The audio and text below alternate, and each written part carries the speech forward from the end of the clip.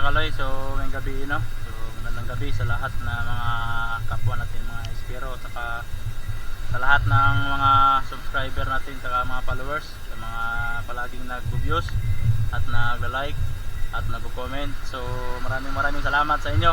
So Diyos na ang bahala magbalik sa inyo no. So maraming salamat mga kaloy. So itong gabi ay mamamana na ulit kami. Kasama ko yung magulang ko, yung kapatid ko na si Ramon. So kami lang dalawa. So iwan ko lang kung ano yung isda na bibigay ng buong may kapal no. So sana pala rin na maraming mahuli para may pang libreng ulam ng ilang araw no. So shoutout ako sa Skillion Dipoktoy. So God bless you mga brad, saka sa mga kaklab ko sa BRC, shoutout. Sa lahat ng mga espero, shoutout. Ito lang yung langit oxygen ko para makapunta ng ilalim. Was out. Alright mga kaloy, let's dive natin no. Isang manitis, patay, yun, sapor. Bakit ka nagpakita kang kaloy?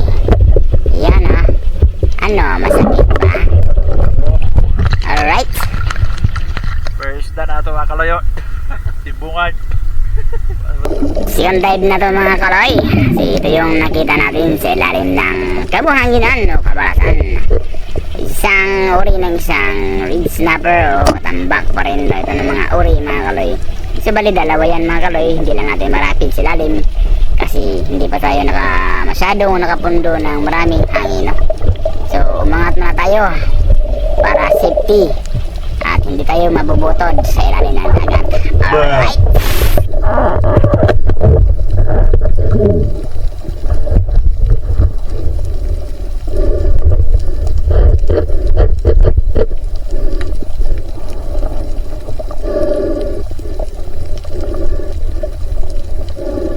So binalikan natin agad mga kaloy yung isang isda na katabi ng isda na pinala natin no?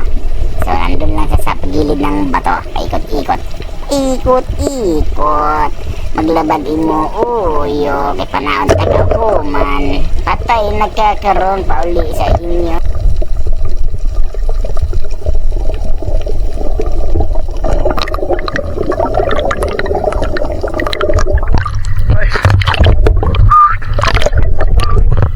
Dua ka katampak mga kaloy. Kapuka pa mga kaloy, kapuka. Kabusog magod. At dito sa pangatlong dive natin no, yung kanin talaga ng dagat ay hindi ba talaga masyadong malinaw no, medyo malubog pa mga kaloy. Ito yung isda na nagpakita sa atin, dalawang mayagbago yun. Nirapid lang natin mga kaloy sa isang putokan na sa ating M16 na pana. Yun, dalawang isda, isang dive. Alright.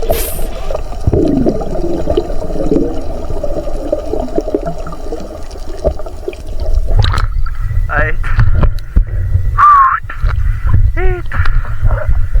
Sudaan mga kaloy. Bago. Bago. Lagi na tayo mga kaloy, panudaan. Laman eh. At tayo malibre sudaan. Dito sa pang-apat natin na pag-dive mga kaloy no? Dito yung isda na may team na nakita ko kanina sa paghabol ko ng barawan pero hindi ko napana. At ito yung isda na nakita ko kanina. Yon, isang uri ng fish o labahita. Pak, patay, lagapak, tiwas, sinugba, tinuwa, pinaksiw, pinirito, ang kalabasan ni mo. Alright, thank you Lord. Ay. Ay, labahita. Labahita mga kaloy. Alright, sudaan mga kaloy, duwas. At dito na parte mga kaloy, may isda na nagpalubog-lubog dito na area no? Yun, tsaka yung kinapaan ko talaga kung saan na banda yan siya tumago Iyon, napaka-mindset ng isda na to. Pero mas mindset si Kaloy. Iyon ah. Hindi nakagalaw. Lagapak. Patay.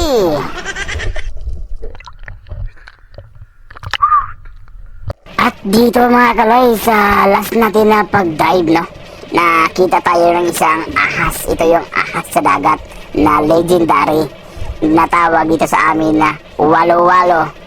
8 ka minuto, 8 ka tuig, 8 ka segundo, 8 ka buyan, o 8 ka oras. Pilian na ka diha mga Kaloy kung mapaakan ka.